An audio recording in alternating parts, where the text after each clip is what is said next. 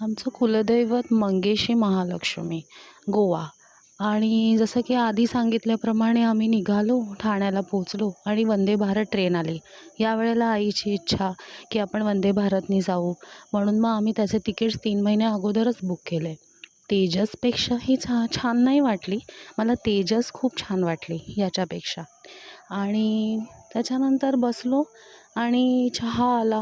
त्याच्यानंतर नेहमीप्रमाणे ब्रेकफास्ट आला. फूड ऑप्शन ऑलरेडी चूज केला होता इकडे.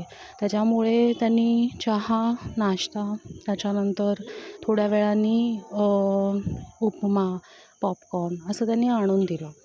आणि ट्रेन खूप स्मूथ होती. म्हणजे अजिबात त्रास झाला नाही, दमल्यासारखंही वाटलं नाही. आणि मुळात ना एसीचं टेम्परेचर पण एकदम लो होतं. लो म्हणजे सहन करण्याइतपत. खूप चिल असा काही एक्सपिरियन्स आला नाही. अशा पद्धतीने आम्ही पोहोचलो 1:10 पर्यंत. ट्रेन पण एकदम टाईम टू टाईम होती. वंदे भारत ट्रेन अशी ही टाईम टू टाईमच असते, असं बरंच ऐकलं होतं.